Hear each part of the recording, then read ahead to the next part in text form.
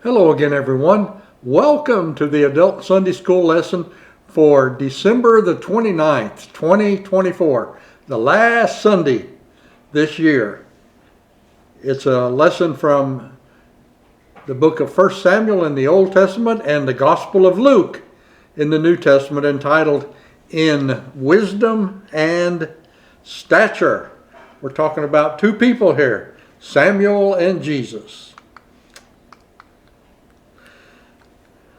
This is part of a series of lessons called Preparing the Way, in which we have gone through the Advent season that brings hope, peace, love, and joy as we prepare the way for Jesus' arrival. These first 4 Sundays of December were all Sundays in the season of Advent. Today we're dealing with the 5th Sunday in the month of December, not a part of Advent, but we're leading on into the season of Christmas. It's called In Wisdom and Stature. We're going to see in these verses how God's people have always faced trouble, but we can wait on God for deliverance in hope and trust. We see that this waiting is not passive, but we live in joyful expectation of God's intervention and blessing until the culmination of the age. Today, in wisdom and stature. Here we can see that in this depiction of the church year, we have finished with Advent, and we are currently in the season of Christmas, which consists of the 12 days starting December 24th and going through the 12 days of Christmas, as the song has it, towards the season of Epiphany, which is a season of Revelation. And from that we will soon be getting into Ash Wednesday, Lent, and the Easter season. So these are the coming events of the church year. This is the last lesson in the month of December and the last lesson in 2024. And when we think about the end of a year and the beginning of a new year, this gives us opportunity to make resolutions to improve our lives in one way or another.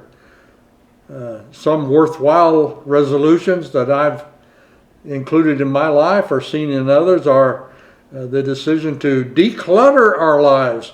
This was an important learning for me last year, which the person who brought our worship lesson encouraged us to make room for new learnings and new things in our life by getting rid of old things that no longer work or are useful, including old clothes, clutter we have around the house. There are many interesting facts about decluttering our lives, centering on the current phenomenon of all the storage spaces that we see. Typically people don't have enough room in their houses or basements or even garages to handle all the stuff that we've accumulated, so we need to rent space outside our homes to house these things that we no longer use, and it seems like a waste of energy. But so I made the resolution to declutter my life and have been grateful for it this year. But other helpful resolutions include to lose weight, to exercise more, to be more loving to family. All these are good things we should think about and put into practice. Today's lesson reminds us that our best resolutions involve growing in spiritual maturity with God and with people, to be a better friend, a better co-worker, a better fellow pilgrim with those that we come to church with, and to improve our relationship with the Lord through spiritual disciplines. This, I think, is the subject of today's lesson. Our Old Testament focus starts with the 12 judges of Israel. This was before Israel had the kings, before Saul, David, Solomon, and all the numerous kings after the kingdom split. There were 12 of these judges, including a female, Deborah, who is depicted here. This includes Samuel and Samson, many others. And it's quite interesting if you read the book of Judges to see all the hardships and all the difficulties that these judges worked through. So this is the time before the kings. It certainly is a colorful history of Israel. I say that because we're going to be looking at the last judge of Israel, who was a person named Samuel. In our Christian scriptures, we have a 1 Samuel and 2 Samuel. In the original Hebrew scriptures, these two books are combined into one, just the book of Samuel. The main point in the book of Samuel is that Israel insists on having kings like other nations, even though God warns through the prophets and priests, this is not a good idea. Israel had a series of judges who led the folks through their needs for some type of a central power or authority. And of these judges, Samuel was the last. After Samuel, we get the kings. So the book of Samuel in the Hebrew scriptures is part of the second section of their canon called the prophets. But in Christian history, Samuel is not seen as a prophet, but is more a book of history. Though Samuel tries to dissuade the nation from having an earthly king, trying to get to the idea that Yahweh or God is Israel's king, but this was to no avail. The people wanted a king, so God led them to anoint Saul as their first king. Here we have an example which is a background context for our Old Testament scripture today, where the mother of Samuel, a faithful lady named Hannah, is praying to God at the temple. It's not the temple of Solomon, but it's more like the tabernacle. Solomon hadn't been born yet, and the temple had not been constructed yet, but there were priests who ministered to God at this informal temple. And the priest involved here is a man named Eli. And she sought Eli's counsel and had Eli help her and pray with her that she could actually bear children. That was her request, and she did. This request was fruitful. She did go on to bear other children, but the firstborn was Samuel. So let's read the scripture here from 1 Samuel 2, 18 through 20, and then we'll skip over to verse 26. Again, I encourage you to turn on the closed caption feature of YouTube as we look at these important words. Samuel was ministering before the Lord, a boy wearing a linen ephod. His mother used to make for him a little robe and take it to him each year when she went up with her husband to offer the yearly sacrifice. Then Eli would bless Elkanah, which was the husband of Hannah, and his wife, and say, "May the Lord repay you with children by this woman, for the loan she has made to the Lord." This loan was her firstborn Samuel that was being mentored by the priest Eli there. And then they would return to their home.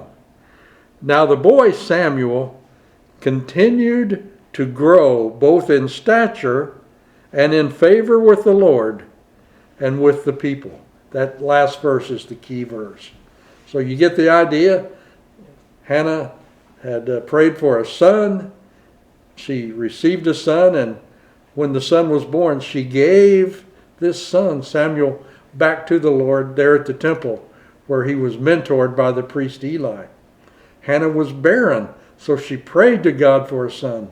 And when Samuel was born, she set him apart as a priest in training, there with the help of Eli. The priest Eli mentored Samuel in his spiritual development these many years. But unlike Eli's own rebellious sons, this is kind of a side story that we won't go into here.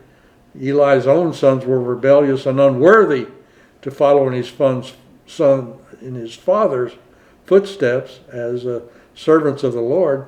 Samuel, on the other hand, took his duties seriously and became faithful to his calling to Israel and to God. And Hannah's faithfulness was rewarded with other sons and daughters from God. There's a very interesting story about Samuel and Eli where God talks to Samuel as he was a young child there growing up in the temple. And Samuel mistook this instruction from the Lord as guidance from Eli.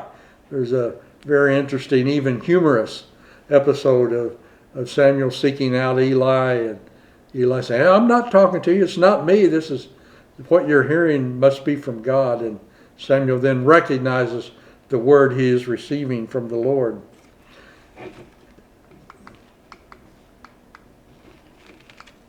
So this is the time in life when that we've read about in the scripture where Hannah would come and visit her son periodically, bring gifts and clothing to him as he would be mentored by the priest Eli there. You can see how young he is at this point. And I believe it's at this time that the episode that I talked about him receiving communication from God and thinking it was from Eli came to pass. And this got me to thinking about, does God deal with children? You know, most of the examples, in fact, all the examples in Scripture we have is God dealing with humans. It's adult transaction, not God dealing with children or speaking directly to children. And I wondered about this and did a little research. And I did find Psalm 8:2 says, God reveals his majesty through the mouths of babes and infants. It doesn't necessarily say that the babes and infants understand the content of what they're receiving from the Lord. It's more like this is the interpretation that adults get as they listen to talk from babes and children. It's not an example of God picking out a child and then dealing with the child. And in fact, the more I read about this, I've actually found a statement from a theologian that said, God no doubt does communicate with children, but there's no direct scriptural reference that talks explicitly about God giving a message to a child and then that child acting on it. It's, you know, it seems like divine messages are adult transactions. But I do show this as an example of Eli's faithless sons who were unworthy successors. And the sad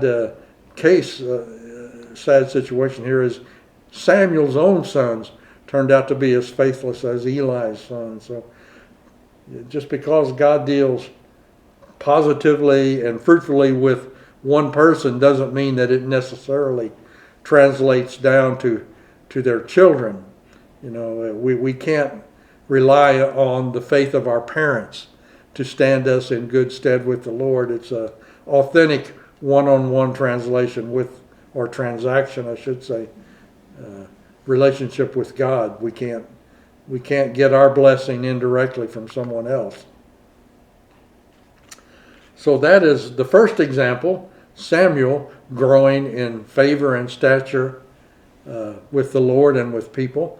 And we're going to see this same situation in the life of Jesus from the Gospel of Luke.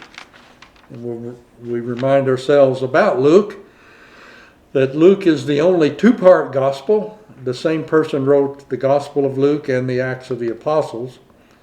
The main point in this writing is that the gospel is for everyone, not just the Jews, but Gentiles and outsiders. Pagans can also partake of the gospel. This was a rather dramatic learning in the history of the church. The Gospel of Luke, as opposed to Matthew, Mark, and John, is the only gospel that includes the parables of the Good Samaritan and the prodigal son. These are high water marks in the history of the gospel. I think Luke wants us to know, and wants the Roman government to know, that Christians are not enemies to the empire. They can be good citizens. And in fact, even in modern times, we want to stay on the good side of the people we live with, the people who direct us, our elected officials. We're law-abiding citizens, and not out to bring havoc and rebellion to the country. I can say from my detailed study of the Gospels that Luke writes in a unique way among the evangelists. He writes in a learned prose style. There are many exotic, once-appearing vocabulary words in the Gospel of Luke that are not in the other Gospels.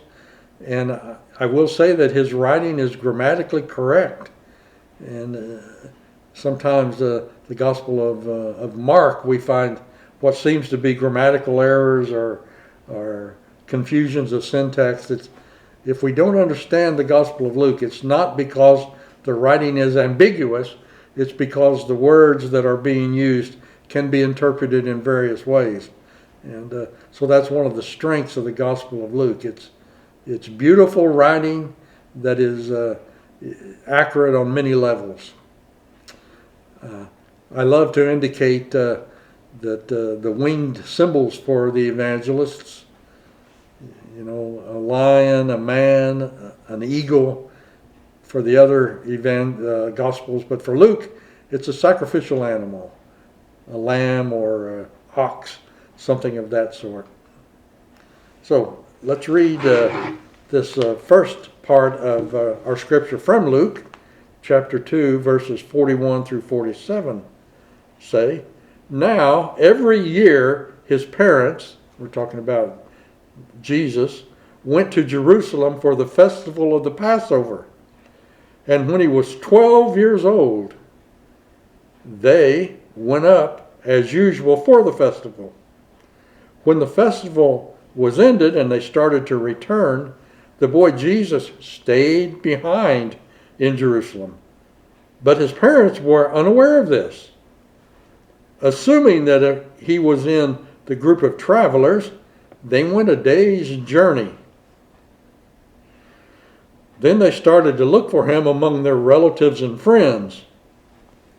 When they did not find him, they returned to Jerusalem to search for him.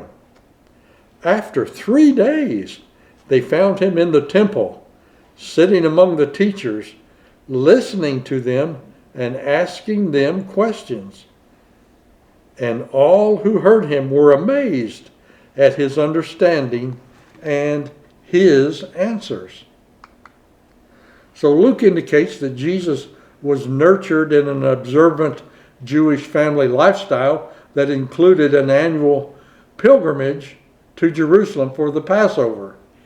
There is some law of Moses that those who lived within 20 miles of Jerusalem were expected to go annually up to Jerusalem to celebrate the Passover, and not to just celebrate it in place. And in fact, practicing Jews throughout Judea couldn't afford to make a pilgrimage, or it was such a hardship. They resolved at least one time in their life to go up to Jerusalem for the Passover. It says here that Jesus' family did so every year, but when Jesus was 12 is when he made his first trip to Jerusalem. So we have the the story of Samuel in the temple, and now we have the story in the New Testament of Jesus in the temple. And you wouldn't travel alone. Generally, there would be a caravan of family, friends, or associates, or people from the same location who would band together for economy and safety to go up to Jerusalem. So several families and many people may have been involved in this caravan. Somehow Jesus became separated from his family, and his absence wasn't noticed until well into the trip home. In other words, they would sometimes the women would start out first because they would generally travel slower, and the men who would travel faster, they would catch up with them during the day, and they probably wouldn't huddle until the evening, and when they would take stock of what was happening and talk about the day's events. When they didn't find Jesus there, when they huddled at the end of the day, the parents, naturally concerned, backtracked to Jerusalem, and it took them 3 days of searching to find Jesus there in the temple. And when they did, turns out Jesus was in some sort of theological dialogue or discussion. Jesus wasn't just a passive participant, but was evidently asking questions and being informed by these scholars and priests and those who were teaching any who would hear. So the traveling up to Jerusalem would not be an individual thing, but this picture shows how a caravan might go up to the holy city there. So that is the first scripture, and then we'll complete the story by looking at a continuation of the story here in verses 48 to 52. When his parents saw him, they were astonished, and his mother said to him, "Child, why have you treated us like this? Your father and I have been anxiously looking for you." He said to them, "Why were you searching for me? Did you not know that I must be in my Father's house?" But they did not understand what he said to them. Then he went down with them and came to Nazareth and was obedient to them. And his mother treasured all these things in her heart. And Jesus increased in wisdom and in years and in divine and human favor. Just like we saw the boy Samuel. So Mary and Joseph were astonished at what they saw and heard with Jesus among the priests and teachers there. I catch a slight rebuke in Mary's question as to why Jesus would cause such worry. It's as though Jesus had caused the worry. Not that they had overlooked him or missed an opportunity to monitor what he was doing. It seems that they were generally concerned. The commentators on this point say anyone who has temporarily misplaced a child, or child became separated briefly, always expresses relief or wants to find out what happened so that it doesn't happen again. But Jesus' reply seems equally pointed. He says, "You should have known I'd be here in my Father's house." So Luke paints the picture here that the precocious 12-year-old Jesus not only held his own with the teachers there at the temple, he could ask questions and they would be astonished by his understanding, but he also, had a cogent retort to his parents' question, or he may have even bested his parents. But not to worry about this. There's a happy ending in what we see here. Here is a picture of Jesus among the teachers who were astonished at what he was sharing with them.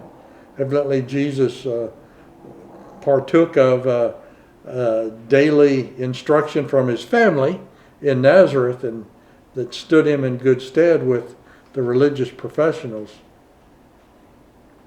So this last scripture, we have three happy outcomes in this. That Jesus was true to Exodus 20:12, which instructs all of the faith to honor father and mother. We get from this scripture that Jesus was obedient to his father and mother when he returned from this Jerusalem pilgrimage. And Mary completely overlooked any error that Jesus may have made by staying in Jerusalem without telling her. In fact, it specifically says here that Mary treasured the memory of these events in her life as it went forward. And, of course, Jesus indeed matured in wisdom and stature with God and with people as he grew older. Luke takes pains to indicate that even as a boy, Jesus was preparing to do God's work. So, we had a minor misunderstanding in the Holy Family that worked out well for everyone involved. Evidently, this is the last specific mention of Joseph in Scripture. So many have speculated that Joseph may have passed away at some point near this time, and we don't know. It's mere speculation. Other references in the adult life of Jesus seem to be to Mary only, or his brothers and sisters seeking him out, not of Joseph dealing directly in his life beyond this time. I wanted to mention periodically about the Broadman commentator, who I refer to in every lesson. And periodically I will remind us that when I say the Baptist commentator, I'm talking about the writings that we have in this series of commentaries that dates from 1969, that covers Christian Old Testament and New Testament, the whole Bible. These were the commentaries that were endorsed by the Southern Baptist Convention for their conservative theology, even though some of the volumes are written by non-Baptist writers as well. So I'll have some reference here to the Baptist commentator, who says, both Samuel and Jesus felt touched by God at an early age.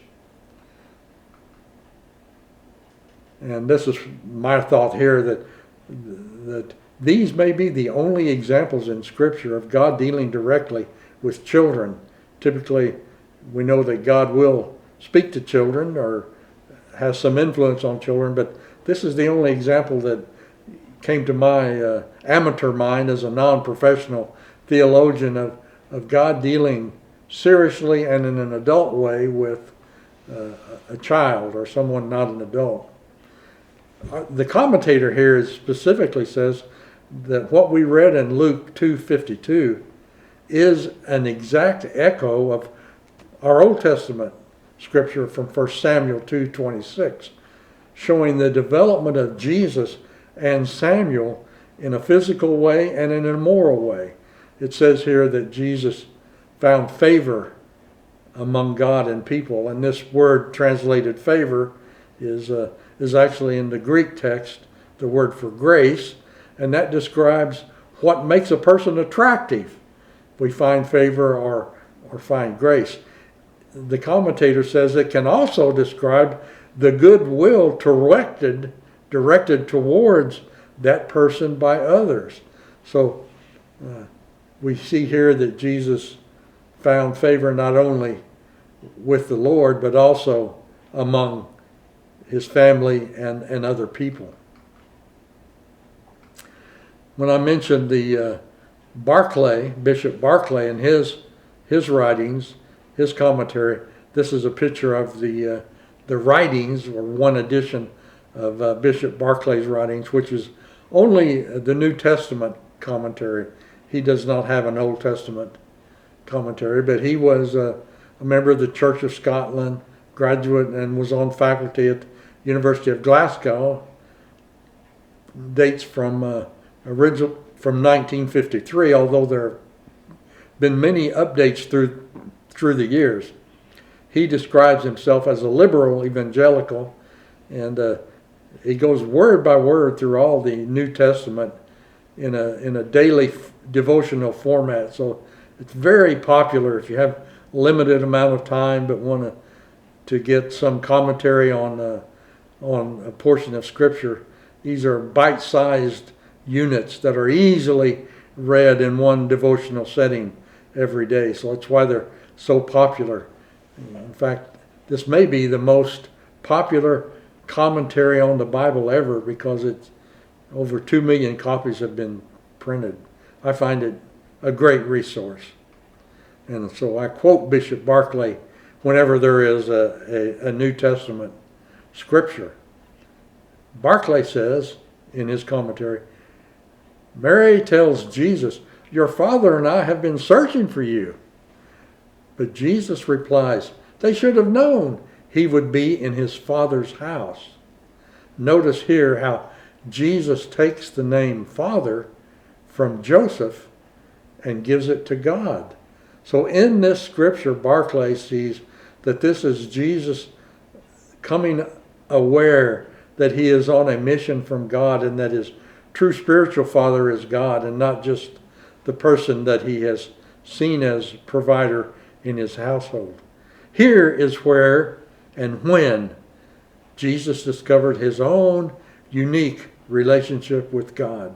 So it's a very strategic scripture.